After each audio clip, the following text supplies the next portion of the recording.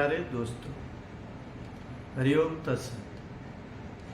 पिछली बार हमने देखा कि जो हमारी क्रिया और प्रतिक्रिया है उसे करने के लिए पहले हमें निर्णय करना पड़ता है।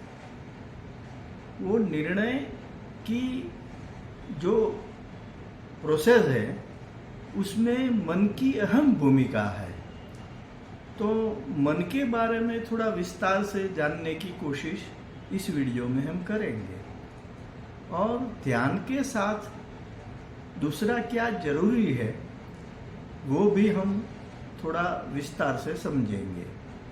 ध्यान के अलावा मन को शांत करने के लिए थोड़ा दूसरा अहम मुद्दा जरूरी है, वो भी हम जानेंगे। तो शुरू करते हैं इस दूसरा वीडियो, जो थियरी का दूसरा वीडियो है, वो बेसिक है। तो पहले हम ये थियरी के बारे में जान लेंगे, बाद में हम प्रैक्टिकल के लिए शुरू करेंगे। तो ये वीडियो शुरू करते हैं। हरिओम।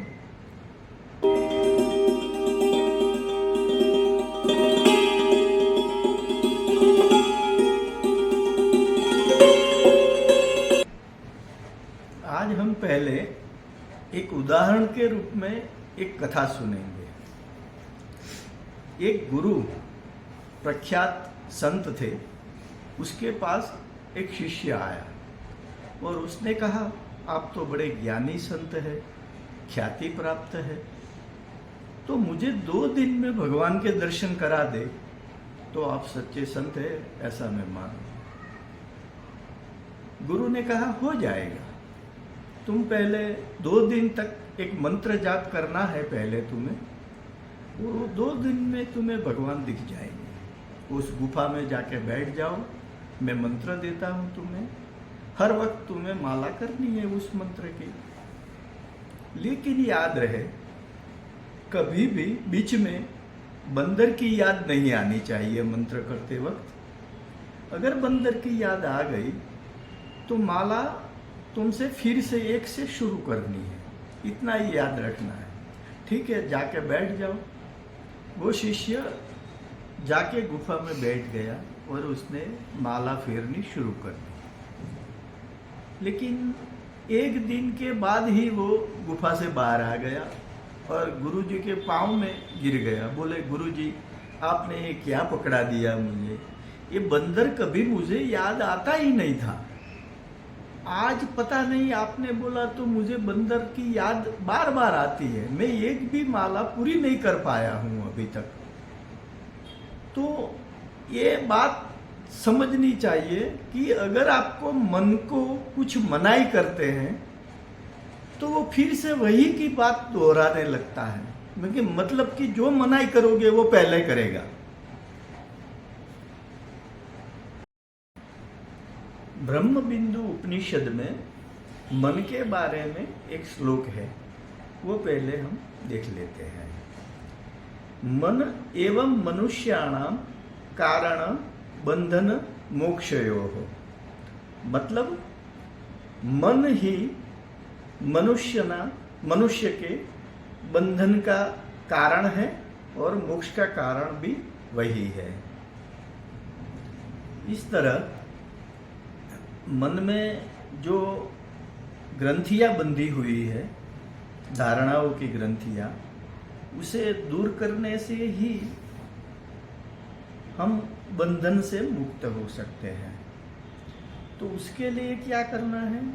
ध्यान करना जरूरी है और ध्यान करने से ही वो जो ग्रंथियां हैं वो धीरे धीरे समाप्त होगी और ग्रंथियां समाप्त होने पर भी हमारा मोक्ष हो पाएगा, ऐसा मेरा मानना है।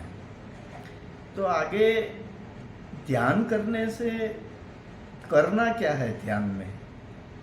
तो ध्यान में आपको तो कुछ करना ही नहीं है ना। ध्यान में सिर्फ देखना है, जो विचार आते हैं उस पर देखना है, उसे मतलब कि साक्षी बनना है। और साक्षी बनने के लिए अपना ध्यान कहीं एक जगह पर जोड़ देना है।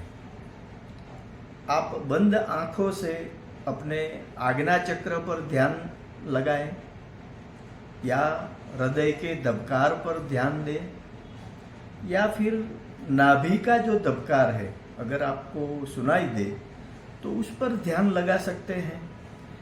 मगर कहीं एक जगह ध्यान को जोड़े रखने से आप विचारों के साक्षी बन सकते हैं।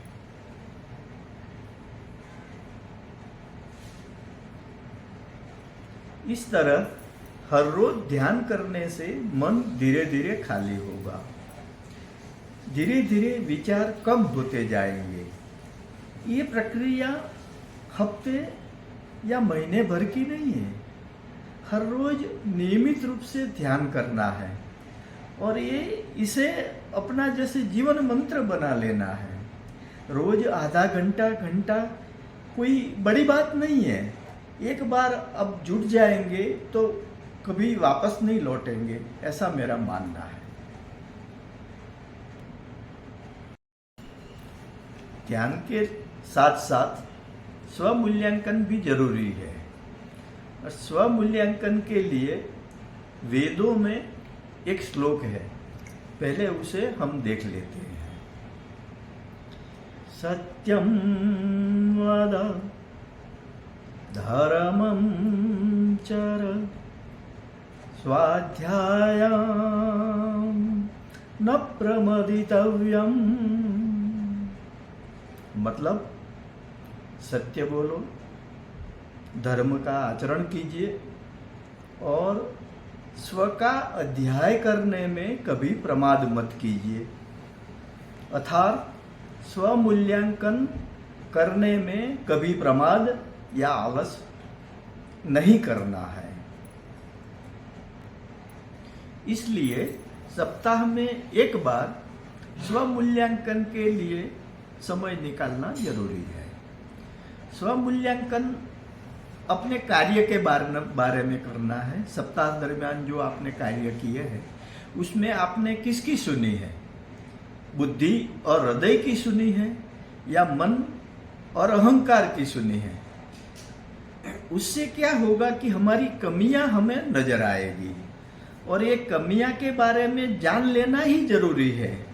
उसको निकाल बाहर करने की जरूरत, अभी उसके लिए प्रयत्न करने की जरूरत नहीं है, उसका सिर्फ साक्षी बनना है हमें। याद रहे, अंधकार की कोई अलग से व्याख्या नहीं है। अंधकार मतलब प्रकाश का ना होना। अंधकार, एक घर में अगर अंधकार है और उसे दूर करना है हमें, तो क्या करना पड़ेगा? एक छोटा सा दिया जलाना पड़ेगा और उससे अंधकार दूर हो जाएगा। तो समझो, अंधकार दूर करने के लिए ही हमें ध्यान करना है। तथागत बुद्ध ने एक सूत्र दिया है, अपने अनुयायियों के लिए एक सूत्र दिया है और सब लोगों में वो बहुत प्रचलित भी है। वो सूत्र है अपदीपो भव, मतलब तुम ही खुद का दिया बनो। अस्तु, हरिओम। आप सबका मंगल हो, कल्याण हो, ऐसी प्रभु को प्रार्थना। अगर आपको ये मेरा वीडियो अच्छा लगा हो तो लाइक, शेयर और सब्सक्राइब करना ना भूलें। हरिओम तत्सत।